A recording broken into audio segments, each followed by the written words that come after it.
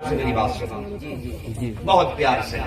किसी रज़वी को ये हक नहीं बनता वो शाहजी मोहम्मद शेर मियाँ को बुरा कहे या शाह शराफत मियाँ को बुरा कहे या इस सिलसिले के किसी भी बुजुर्ग को गाली दे।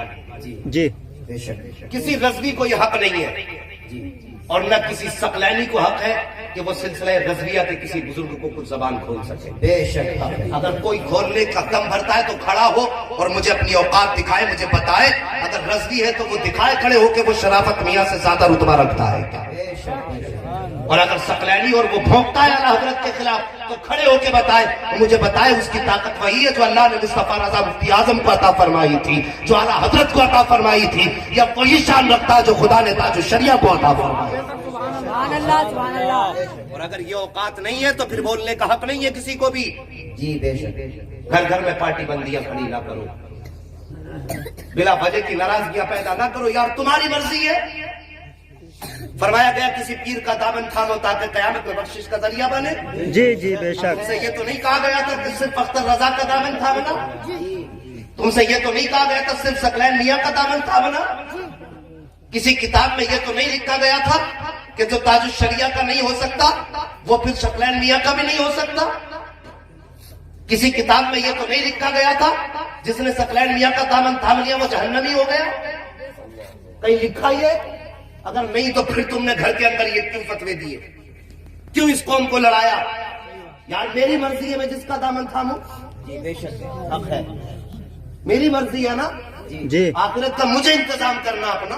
जी मैं तो हर बंदा यार कुर्बानी का जानवर खरीदता है तो खूब घूम फिर के देखता जी। कहीं कान में छेद तो नहीं है, नाक तो नहीं कटी है, मूंछ तो पूरी है, सींग तो नहीं टूटा है। जब जानवर में इतनी छान पटक करते हम तो फिर पीर में कितनी छान पटक करते हो।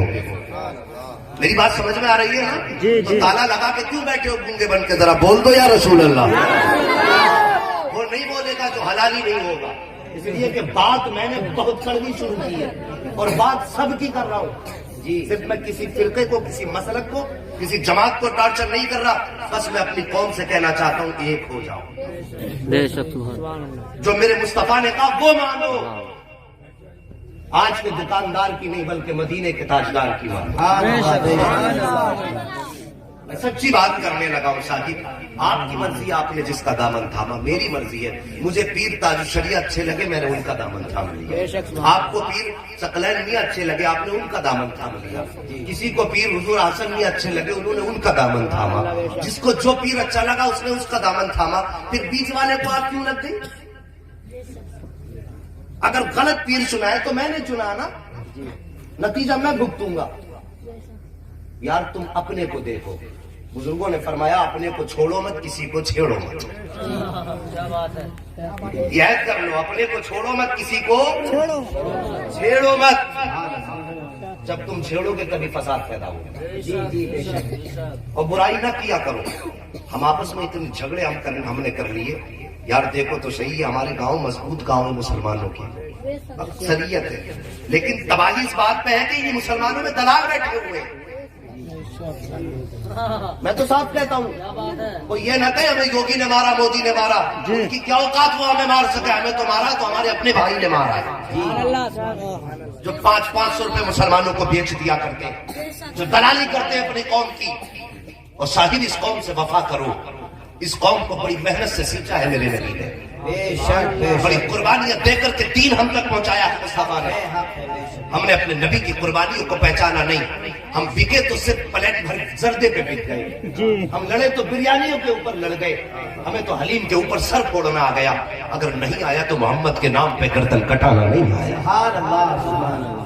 सीखो, कुछ हासिल करो, खत्म करो झगड़े। मजा तो तब है जब एक ही बंदा खड़े होकर के मसलक के आला हजरत का नारा लगाए तो वही बंदा उसी नारे के अंदर सरकार शराफत मियाँ का भी नारा लगाए, सरकार बशीर मियाँ का भी।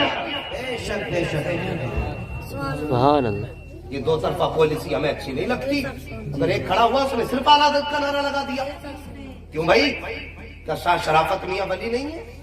जी। बशीर मियाँ वली नहीं है? शाहजी मोहम्मद शेर मियाँ वली नहीं है? जी।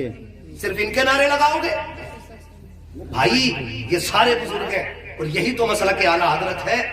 اصل کہ اعلیٰ حضرت یہی سکھاتا ہے جب دامن تھامو ہمارا تو پھر ہماری عزت نہیں کرنی ہے بلکہ اللہ کے ہر ولی کی عزت کرنی ہے. یہ ہے مسلک اعلیٰ. جی اب ہے کوئی ایسا بندہ جو دونوں نعرے ایک ساتھ لگا کے کھڑے ہو کر کے نعرے تکبیر اللہ اکبر یا رسول اللہ تکلیم شرافت زندہ باد اعلی حضرت اللہ سلامت رکھے جیو ہزاروں سال اللہ کرے تمہاری نسلیں آباد ہو.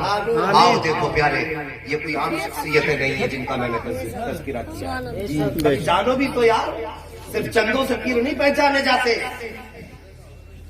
صرف بریانیوں سے پیر نہیں پہچانے جاتے. سرکار بشیر میاں رحمت اللہ تعالیٰ نے نام سنا ہے نا. جی آگے کو ابھی جھگڑا ہو جائے تو ابھی بہت تیز تیز آواز نکلے گی. سرکار بشیر میاں کا نام سنا ہے نا. جی تو زور سے بولو. سبحان اللہ. انگریزوں نے اسکیم چلائی جی بھارت سے قرآن کے نسخے ختم کرنے کی. میں آپ کو بتا رہا ہوں یہ ولی کتنے پاورفل لوگ ہیں میرا جوتا جن کے خلاف بھونکا کرتے ہیں لوگ. تیرے جوتے سوال نکالی پلہ والا کیا جوتا درد ہو رہی آنکھوں میں یہ والا ہاں ورنہ نسلیں اللہ تباہ کر دیتا. جی انگریزوں نے اسکیم چلائی کہ قرآن کا نسخہ دنیا سے ختم پکڑ کے کرنا. کھینچ دے جوتا اللہ وہ تلاش کرتے یہ والا نا یہ والا کرتے اللہ والوں یہ والا کی پوری میں پہنچ یہ گئے. والا ہے سرکار بشیر میاں رحمۃ اللہ تعالیٰ علیہ کی بات. آپ نے فرمایا کیسے آئے ہو؟ کہنے لگے کوئی قرآن کا نسخہ ہو تو ہمیں دو. فرمایا کیوں؟ کہا ہم نے قسم کھائی ہے بھارت سے قرآن کا نام و نشان مٹا دے گا. اللہ اکبر.